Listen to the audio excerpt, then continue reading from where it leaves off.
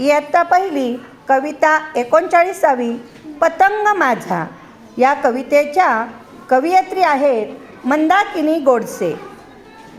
आता तुम्ही माझ्या मागे ही कविता तालासुरात म्हणायची आहे. रंगीत लांब शेपटीचा पतंग माझा ऐटीचा, कागद काड्या दोरा टिंक मीच त्याला लावलेत पंख. ठाण मांडून तासन तास पतंग माझा केलाय खास. बघा ना कसा उडतोय वर, सगळ्यांच्या पुढे सरसर सर. रंगीत शेपटी घेते झेप,